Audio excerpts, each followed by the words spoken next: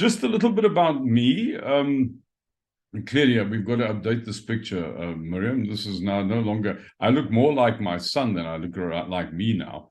But I started this business in 1990 based on research that I conducted for an organization called the Chamber of Mines Research Organization. Now, this was quite a prestigious outfit at the time. They employed about 600 researchers. In fact, at the time, they were the biggest privately owned research outfit in the world.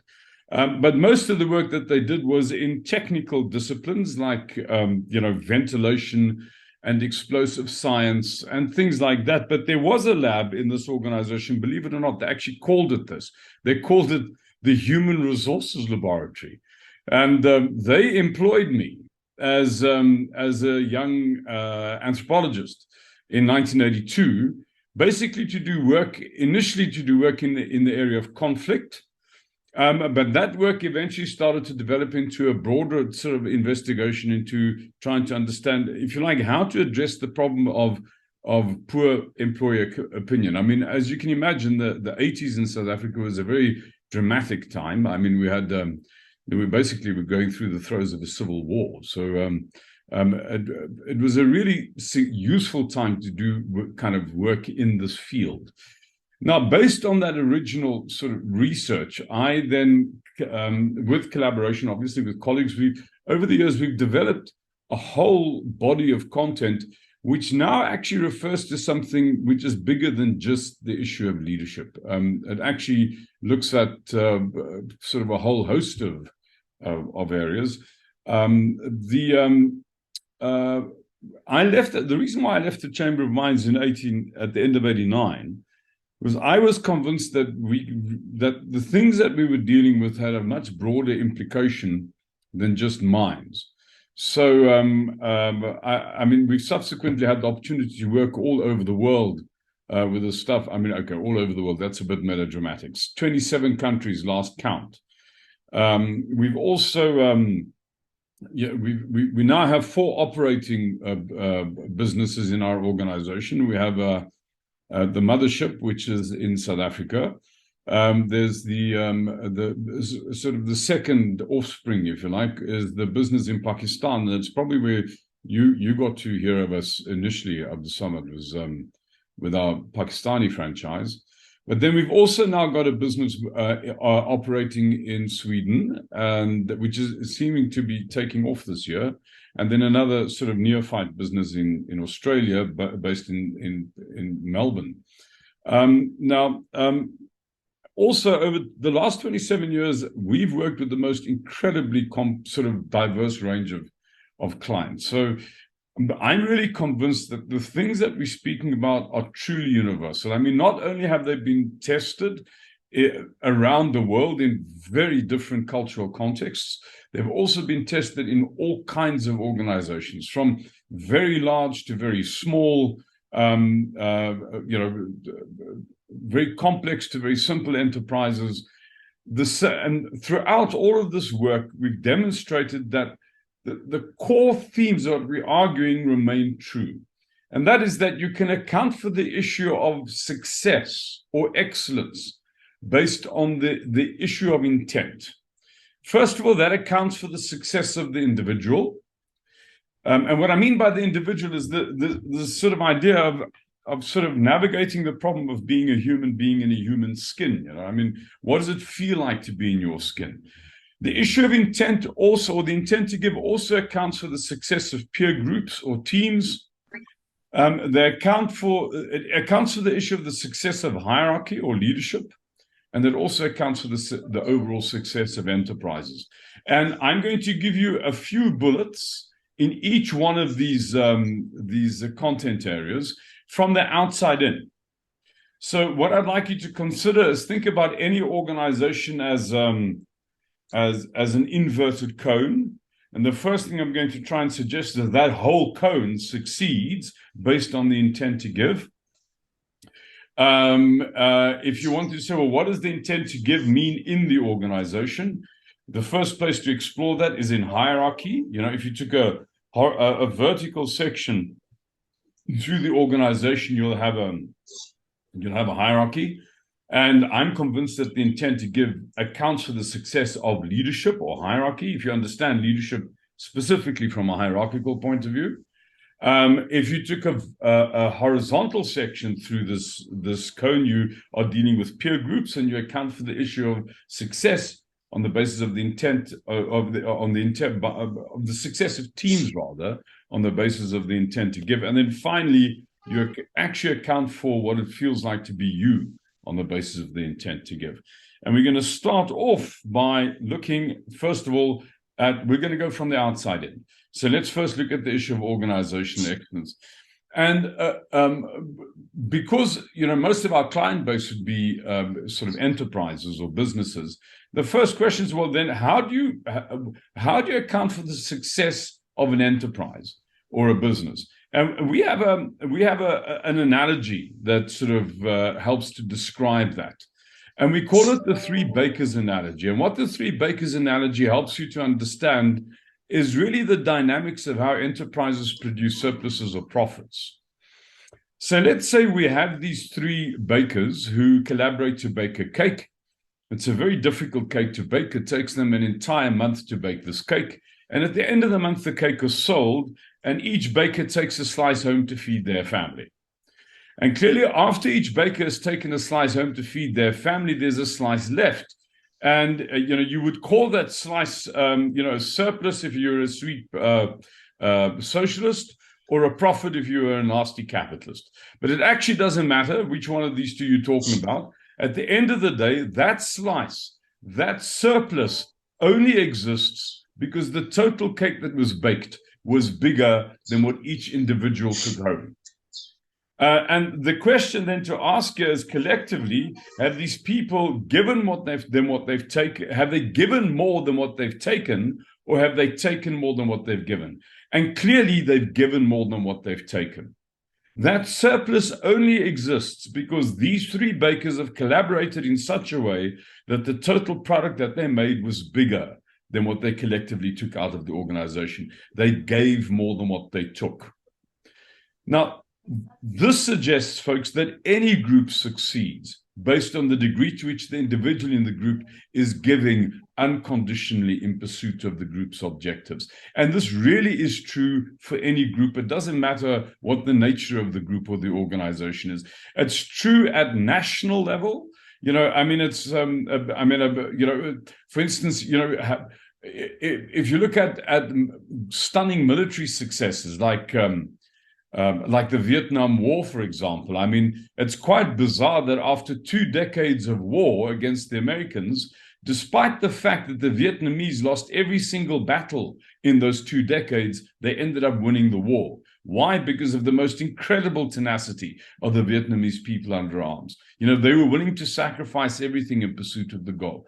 So when you have this in a group, and it doesn't matter whether it's a whole nation, whether it's an enterprise, whether it's a family, whether it's a team, when people are acting for reasons that are bigger than their self-interest, that group will shoot out the lights. When people are acting on the basis of their own interests, the enterprise fails, it implodes. Now, if this is true, then the first thing we need to ask ourselves, well, so how on earth do you solicit that? What makes this intent in the average person to give possible? And I actually think that the most profound reason that accounts for this possibility of people coming to work to make a discretionary contribution, to put in more than what they're taking out, actually has to do with how people are led. I'm really convinced that people go the extra mile for people. I mean, this is not an exclusive variable, but it is the primary variable. So if you want to account for this possibility of individuals being in the group to make a discretionary contribution, don't ask yourself what is the group or what's the organization they're working for. Ask yourself who's the boss. You need to investigate the next level of our kind of cone, which is the issue of leadership excellence. You need to investigate hierarchy. And the problem is that in most organizations, people in hierarchical positions actually have a very peculiar view of their role. And they've got a view of their role which is so peculiar, it actually generally cultivates people who aren't here to give or make a contribution. They cultivate takers. And And to sort of demonstrate the case, here's a typical sort of list of words or phrases that I would have teased out of a group that I was working with. I mean, this literally came out of a group that I was working with. So the question I asked was, well, explain to me, what does the word leadership mean to you? If you were to define the word, what would you say? And this is typically the sort of the list of themes that people would indicate, to coach and inspire, to support, to set an example, to listen, to be involved, etc., etc., etc. Now, if you look at this definition, what becomes clear in the definition is that there's really two categories of variables in this definition. There's, first of all, a category that has to do with people. To coach, you don't inspire logs, you inspire people. You show passion to people. You support people. You guide people. So the first variable implies people. The second variable implies some sort of an outcome or a result. If you say to have a vision, for example, that indicates an objective, an outcome. So there's these two variables that people always put on the table if you ask them to define the word leadership. It'll have to do with people, and it'll have to do with an outcome or a result. And those two things are linked causally. So what people are really saying, therefore, is that leadership is about achieving some sort of an outcome or a result or an objective through people. So leadership is about achieving a result through people.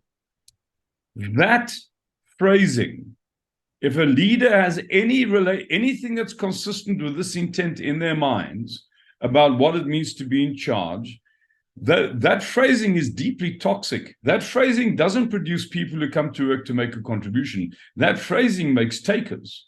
Yeah. And in order to make sense of this, I'd like to give you, a bit of a thought experiment, to demonstrate the case. So let's be very inventive with names here, and context. So you are my age. So the following statement will be true for you. The following two statements will be true for you. And what we're going to try and understand, so you've got two subordinates working for you. We're going to call the one Fred, and we're going to call the other one Joe. And what we're going to try and work out is which one of these two people, Fred or Joe, would work for you because they want to, and who would work for you because they have to. So let's say you have an interaction with Fred, and you say to Fred, now, in both these cases, by the way, you're very experienced in a job that either Fred and Joe have to do because you did the same job yourself in 1980. So you say to Fred, in 1980, I did the thing that you have to do now and what I did work. Don't argue with me. Shut up. Go do what I did. You say to Joe, in 1980, I did what you have to do now and what I did worked. It may be helpful to you. Take a look at it. Now, clearly, if the question is which one of these two are likely to work because he wants to, and who's likely to work because he has to, then Fred's going to work because he has to, and Joe's going to work because he wants to. And if one explores, well, why is that the case? Why is Joe more willing than Fred? There's a whole raft of things that are immediately apparent. Just the rudeness for one. In the Joe case, you feel rather sort of harsh. And in the Fred case, rather, you feel rather harsh. In the Joe case, you feel a little bit more kind of approachable. It also is distinct that there's also a distinction between almost autocratic and democratic kind of behavior. Joe can make a decision that Fred can't make. All of this is true. The problem is it's not true enough. There's something else going on under the surface that is not immediately apparent. And that thing becomes apparent when you separate these two variables in your mind, means and ends. And you put into those two variables, one of these two categories, either the person is doing the job or the job that's being done. So if you said to Fred, in 1980, I did what you have to do and what I did work. Don't do what I did. Then clearly what you're trying to achieve is you're trying to get a job done. And what gives you an opportunity to get the job done is Fred. Let me just move this person. There you go. So everyone. So just to go back a moment. If you said to Fred, in 1980, I did what you have to do now, what I did work, go do what I did. And what you're trying to do is you're trying to get a job done. And you're using Fred, the person is your resource to get the job done. If, on the other hand, you said to Joe, in 1980, I did what you have to do. It might be helpful to you. Take a look at it. I mean, the question to ask here is, could you have a different outcome from what you had in 1980? And actually, you could. It could be a complete disaster. So what you're trying to do in this instance is you're actually trying to teach Joe something. Your end is the person. And what enables you to teach Joe something is the job that he's doing. So there's something quite peculiar happening in the shift from the thread to the Joe interaction. And you can, in the first instance, you can describe that shift as an inversion of means and ends. In the Fred case, you're using the person as the means to get a job done. In the Joe case, you're using the job as an opportunity to teach the person something. Now, that inversion of means and ends tells you that there's a shift in the intent of the leader. Because if you ask Fred, who's the beneficiary of this interaction with your boss? Fred's going to say the boss. The boss is just trying to get something out of me. He's taking from me.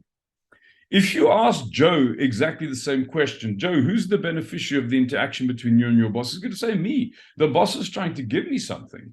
And I mean, that's the critical piece here, because what we've been arguing is that the organization succeeds based on the degree to which the individual in the organization goes the extra mile in pursuit of the organization's objectives. Now, folks, you have to understand that people aren't going to go the extra mile for takers. And if you define the word leadership through this lens, if you say leadership is about achieving a result through people, then the question is, which one of these two interactions are we fundamentally talking about? The Fred interaction or the Joe interaction? And distressingly, it's actually the Fred interaction, because how this statement is structured is that the people are the resources or the means, and the result is the end. So the question is, what do you have to do to this statement over here in order to get this statement to be consistent with the Joe interaction? And that's not by changing any of the content, because you can see we've got exactly the same content in both of these sort of patterns. What changes is the order of the content. So how do we get this content to fit the Joe interaction?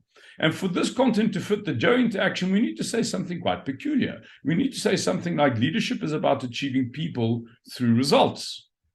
Now, very often people look at that statement first time around and say, but this is insane. I mean, this doesn't even sound like English. I mean, you really have smoked something. But I'd like to suggest to you that this is exactly what leadership is about. I mean, if you think about the relationship between a coach and an athlete in a team sport or any sport, this is in fact exactly what a coach does. I mean, imagine if this coach said to this team, listen, you lot, my job is to achieve a result, and I'm going to use you as my resources in order to achieve that result. How well do you think this team will play for the coach? I mean, they'll probably loosen his wheel nuts. I mean, because of his arrogance. Because it's not his job. I mean, it's whose job is it to achieve a result? Well, actually, that's the player's job. Does that suggest that the coach doesn't have a job? Well, no, the coach does have a job, but his job is not to achieve a result. In fact, his job is to coach the player. Now, what's interesting, if we say his job is to coach the player, doesn't mean to say he has no interest in the game that's being played. In other words, the job that's being done, and he has no interest in the result. Because you can't coach a game if you don't know what's happening on the scoreboard, and you can't coach a game if you don't know what's happening on the field. But the coach's job isn't those two things. The coach's job is to use those two things to coach the player. In other words, folks, the coach doesn't use the player to get a job done and to achieve a result. He uses the result and the job that's being done as his means to enable the player. The coach's product is a player.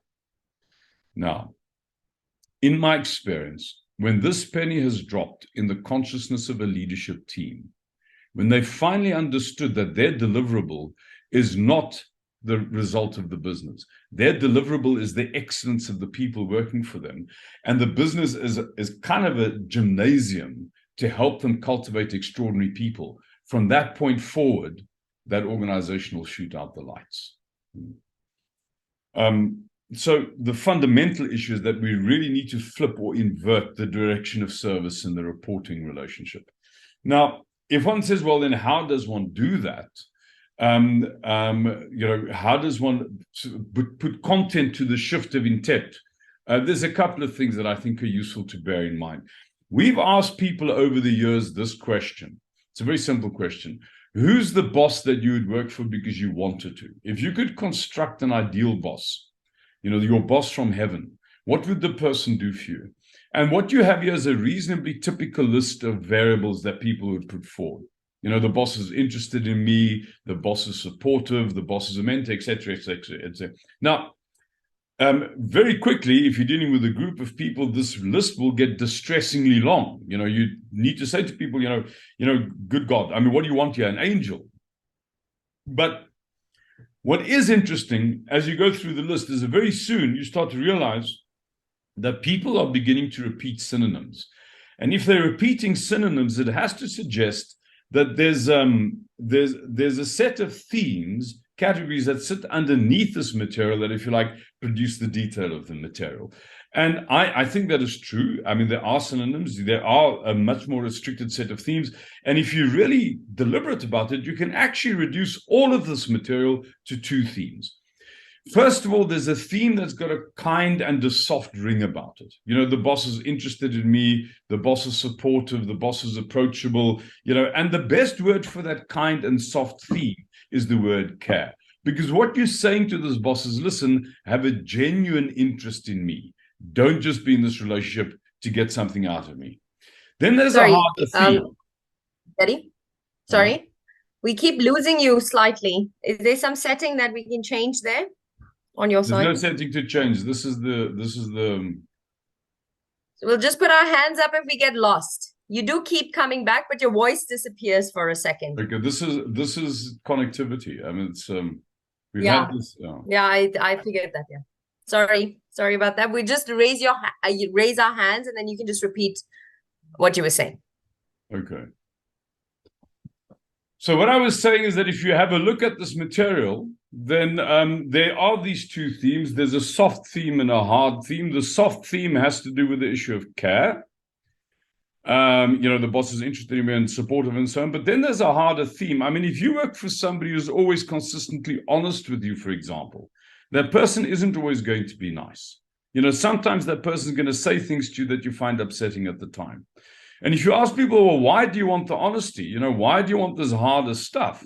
They're saying, well, I mean, I know where I stand, I can learn and I can grow. In other words, this hardest theme is about growth, which means if you work for somebody because you want to, it is not because the person does 50 things for you or 500 things for you. The person only does 2 things for you. So they care for you sincerely and they give you an opportunity to grow. Those 2 themes of care and growth are absolutely universal. They're true for every human being on the planet. I mean, as I indicated to you, I first did this work on gold mines in South Africa in the 80s. So let's assume I'm dealing with a person who shovels rock for a living and who's not had a day's worth of formal education in their life. And I ask this person, who's the boss you're going to work for because you want to? They'll say the boss who cares for me and grows me.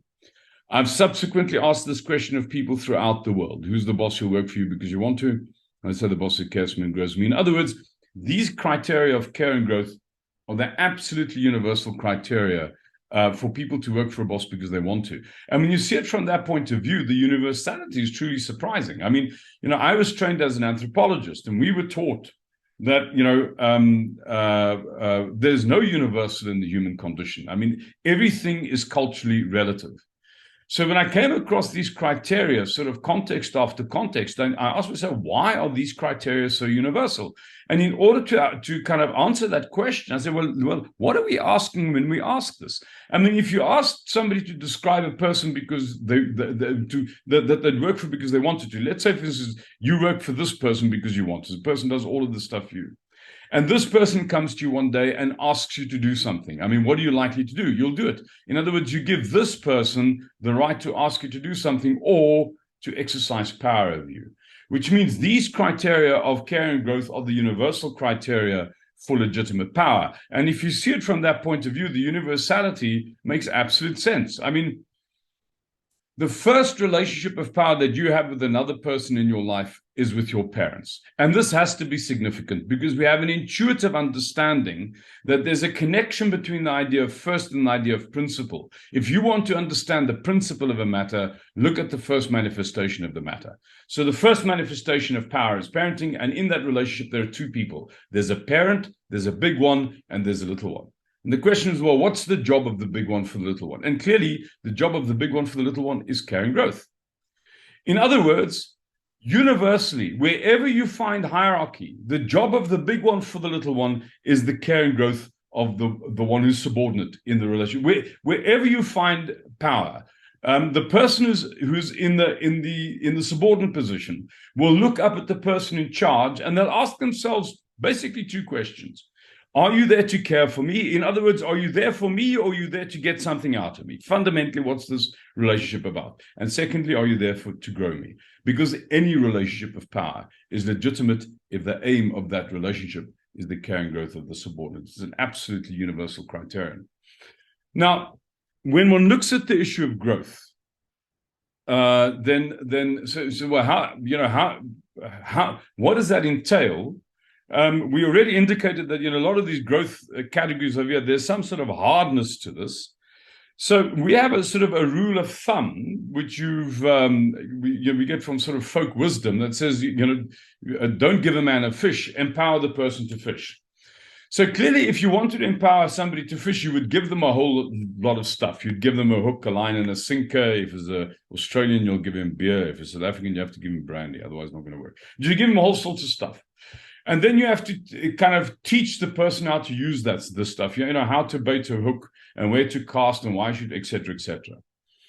Now, if you have a look at the two categories we've got here, these two categories are kind of consistent with a hardware and a software distinction.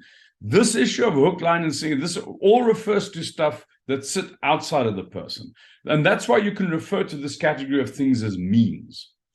This second category, and if you like, refers to skills, knowledge, and competency that sit inside the person, which is why we refer to this category as ability. So what we're saying so far is if you're trying to grow somebody, if you're trying to empower them, then it has to mean that you give them the means and the ability to do what's required of them.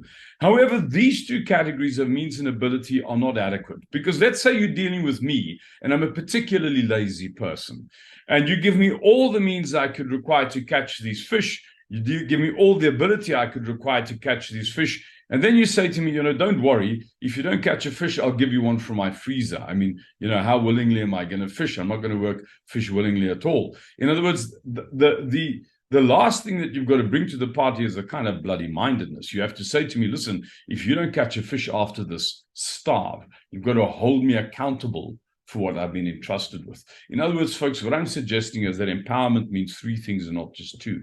It means to give somebody the means to do what's required of them, to make them able to do what's required of them, and to hold them accountable. And if you don't do all three of those things, you don't empower people.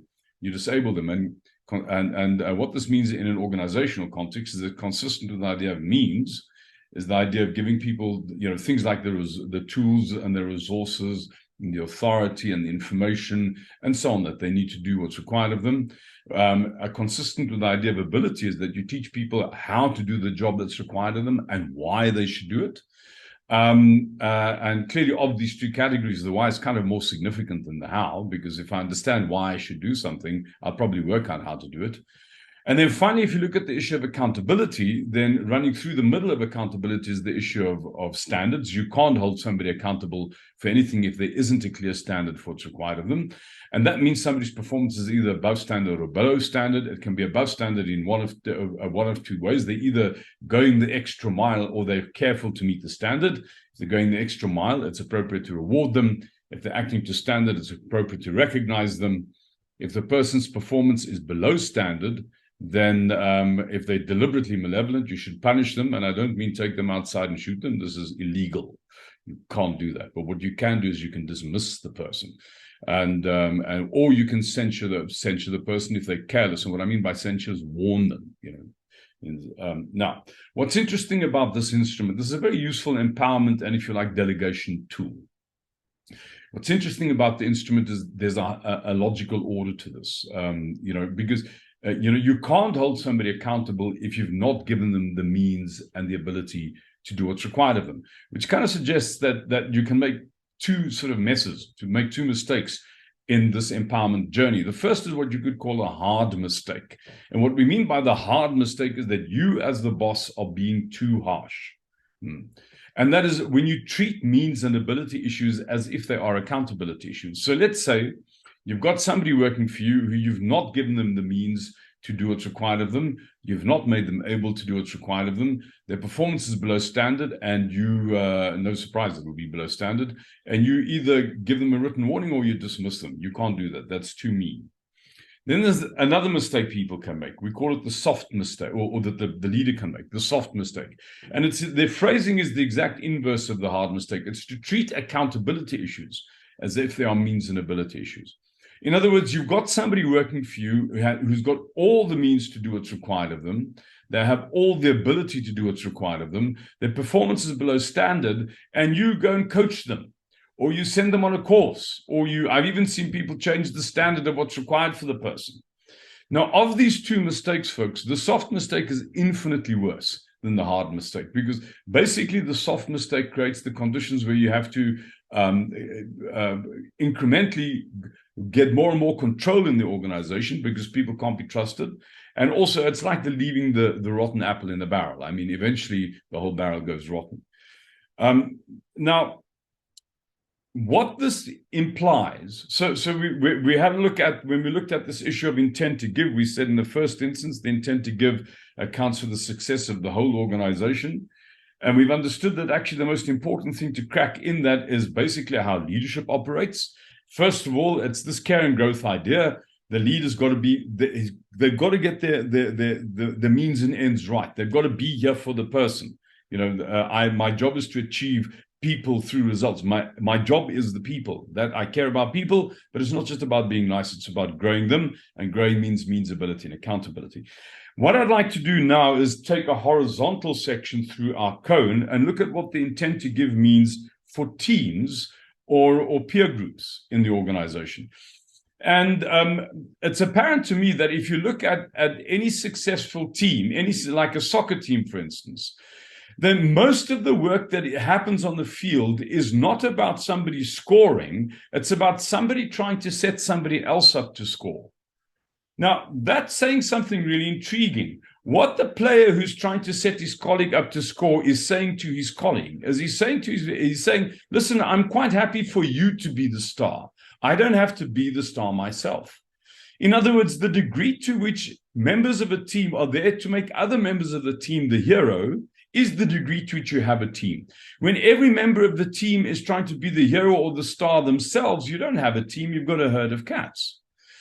Now, this intent to give to my colleague really is concerned with if you like, the maturation of each individual in the group. So if you think about a loose-standing group of individuals, you say, well, how does this loose-standing group of individuals become a team? Then there's kind of two variables you have to bear in mind. The one is how each one of them matures from, on the one extreme, completely self-serving behavior they're here to take, to the other extreme, they're here to give, make a contribution. And also then what becomes significant to that person over time. So if you have, what happens as somebody matures, they operate less and less as an individual, as a freestanding individual in this group, and more as a member of the team.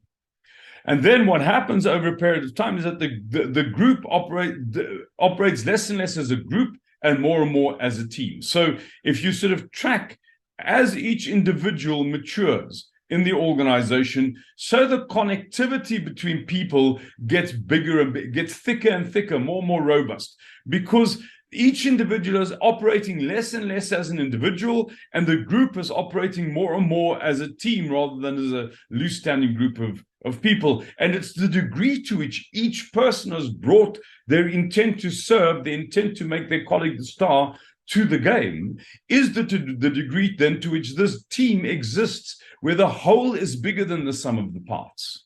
They're not just freestanding individuals. You're dealing with something that has integrity, if you like. Now, the last thing I'd like to explore is what this issue of the intent to give means for the kind of the person X's. Because I mean, what we've said so far is the intent to give accounts for the success of the whole organization. It accounts for the success of hierarchy. It accounts for the success of leadership, and then it accounts for the success of teams.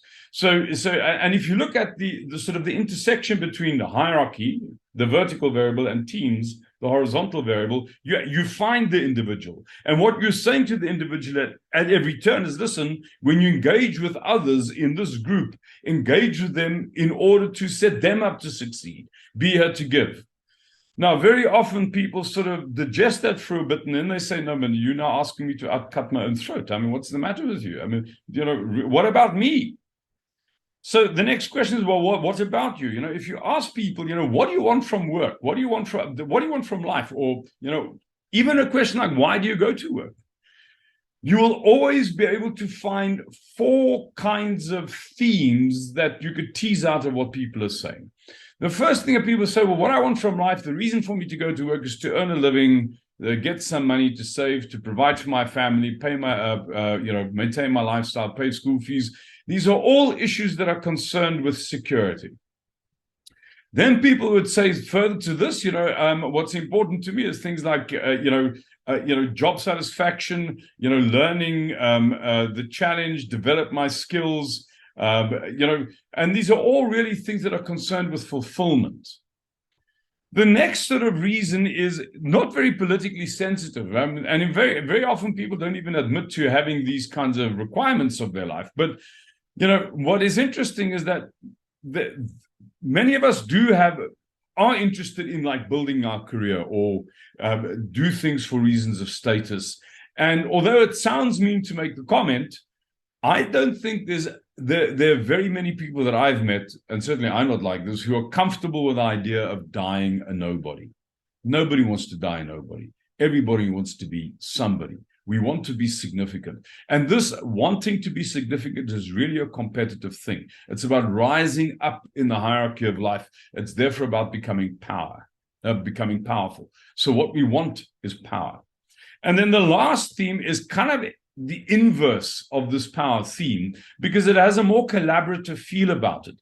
To make a contribution to society, to develop my people. I believe in what our business does. This whole idea of kind of a benevolent intent, being here to make a contribution to the world. And the feel of this is opposite to the previous category, where the previous category had this competitive feel about it. This category has a more sort of collaborative feel about it. It's about harmony. Now, what's not apparent to people very often is that those 4 things, you are not going to get those 4 things by doing anything in the world. I mean, for instance, if you say, I go to work to get these 4 things, then you're suggesting to yourself that these 4 things are the product of endeavor done at a workplace. And actually, they're not the product of an endeavor done in the workplace, because every one of these things are actually an attribute of how your intent operates. They're the product of work that goes on the inside, not on the outside. And in order to demonstrate the case, I'd like you to introduce you to our lass here. Like any person, if you think of any person, there's fundamentally 2 variables that our life patterns against. There's myself, and then there's the rest of the world. There's the other. And if you say, well, what does this mean from the point of view of intent? It means that any person can engage the situation that they're in or the other that they face in that moment on the basis of 2 possibilities. They either engage it on the basis of what they want to get, or they engage it on the basis of how they can contribute and what they can give. And these 2 things work differently. If I get something from somebody else, the thing that I'm getting moves from other to self. On the other hand, when I give something to somebody, the thing that I'm giving moves from self to other. Now, there are really dramatic implications for every one of these 4 variables with regard to where you construct your intent. If I base my security on what I'm getting from the world, because the world rarely gives me what I want at that particular point in time, I will stay insecure. Whereas if I base my security on the quality of my contribution in any situation that I'm in, Because I've always got control over the quality of my contribution in any situation that I'm in, I'll always be secure. So the difference between being insecure and secure is nothing that you can get. It's not the assets. It's not the bank account, and it's not the salary. I mean, surely, folks, you must have met really wealthy people in your life who were miserably insecure. There's absolutely no relationship between what you get and how much you have and how secure you feel. And a very good example of this is ownership of a house, because it's a reasonably universal kind of idea that if you've paid off the bankers and the title deed of your house is in your safe, then you're secure. Now, that's quite a peculiar idea, because if you say, well, if something makes you secure, what will it do for you? And the first thing that occurs to you is, well, it'll protect you. Like your house is going to do that. Let's say, for instance, I own my house. The title deed to my house is in my own safe. I come back from work this afternoon, and a thug leaps out from behind a bush in front of my house, 2 meters away from my front door. And the thug beats me to within an inch of my life. It's the most horrendous assault. I don't think my house is going to rush to my defense. It's not going to throw a brick at the assailant and say, hey, you can't hit him, he's my boss. So this idea that your things will protect you, that they've somehow accepted some kind of custodial responsibility with regard to you, is just completely naive. There's not a single asset that you have that has admitted a custodial responsibility with regard to you. In fact, the opposite is true. So let's assume I don't get beaten up by the thug, but I am away at work. But while I'm at work, this thug breaks into my house and completely vandalizes my house. I mean, there's red paint on all the carpets, the most obscene graffiti on the walls, smashed windows, cement in the plumbing. I mean, you can't believe it, just horrifying. I walk through my front door and I see this vandalized house.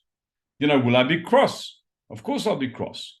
So the question then is, well, who's there to look after who? Am I there to look after the house, or is the house there to look after me? And clearly I'm there to look after the house. In other words, folks, while not a single asset that you have has accepted a custodial responsibility with regard to you, you have accepted a custodial responsibility with regard to every one of your assets purely by claiming ownership. In other words, you don't own yourself into being secure. You own yourself into being insecure, because the more things you own, the more things can get taken away from you. A very similar argument has to be true for this issue of fulfillment. If what makes me happy is what I'm getting from the world, because the world rarely gives me what I want at that particular point in time, I'll be discontented. Whereas if I base my happiness on the quality of my contribution, because I've always got control over what I'm contributing, I'll be fulfilled. This issue of power is interesting. Let's say, for instance, you and I are in the same room, and I notice that you have a phone that I want. And you notice that you have a phone that I want. I want your phone. So I want to get something from you. The question is, while I want your phone, who can withhold the phone? And clearly you can withhold the phone. So who's got power over you? Well, you've got power over me, because your ability to withhold the phone makes me manipulable. I'm under your thumb. So how do I change this? If I shift my intent in my engagement with you from what I'm trying to get from you, namely the phone, to how I can be helpful to you, you can no longer withhold the phone. So I slip out from underneath your ability to manipulate me, and I become powerful. Why? Because I'm giving attention to what I have power over. Every time you engage the situation that you're in on the basis of what you want to get, you become a victim. The other will define you. Every time you engage the situation that you're in on the quality of what you can contribute, you become a master. You actually define the situation that you're in. This issue of harmony is it's kind of an implication of the phone rule, because let's say I am in the room with you and I do want your phone, and you notice that I want your phone. We've already understood that your ability to withhold the phone gives you power over me. It means you can manipulate me. It makes you dangerous to me because I'm under your thumb. But not only are you dangerous to me, but if you thought I was really serious about getting your phone, you'd probably find me a little bit kind of unsettling. You'd experience me as dangerous to you. So while I want your phone, you are dangerous to me and I'm dangerous to you. And when two people are dangerous to each other, you're going to have conflict. When I shift my intent in this engagement from what I'm trying to get from you to how I can be helpful, in that instance, you can't withhold the phone anymore. I'm safe from you. But not only am I safe from you, but precisely because I'm trying to be helpful to you, you are safe from me. And when I say from you and you say from me, we have harmony. In other words, folks, when you look at this whole issue of success, when you look at the whole issue of excellence, it's apparent that you account for the intent to give accounts for, in the first instance, this whole issue of what it feels like to be in your own skin. Do you feel secure? Do you feel fulfilled? Do you have a sense of harmony with the people that you're in, the peer groups that you operate in? Do you have a sense of power, legitimacy in the hierarchy that you operate in? Because all of this is concerned with the intent to give. And all of that eventually rose up into the success of an organization. Because what you have to understand about an organization and an organizational success is if we say the organization succeeds based on the intent to give, then you have to understand no collective has an intent. You know, it's only individual human beings who carry an intent. So if you want to find this intent that sort of produces the success of the organization, the intent to give, you've got to go down to the very granular level of each individual in that organization. You've got to, first of all, help that person to scout this problem of what it feels like to be in their own skin. Then you've got to help them to translate the intent to give to how they're going to deal with their peer groups. And you've got to help them to translate it into how they're going to deal with leadership and having hierarchical positions over others. Now, it therefore means that our business, what our business does, the work that we do, the first instance that we work in these 4 content areas. We help individuals, with the tools to become secure and fulfilled.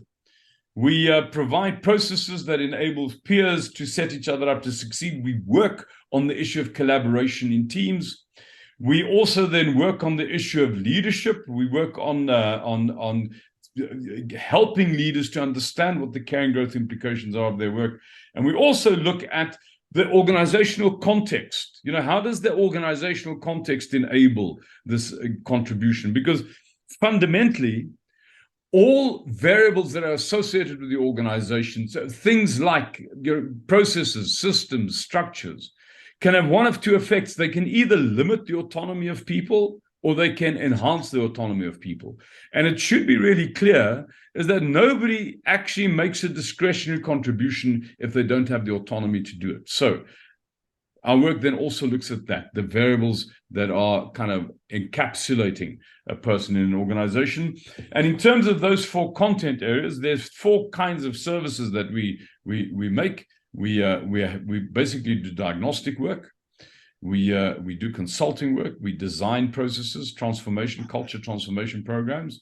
We train and we coach individuals to incrementally move along this continuum.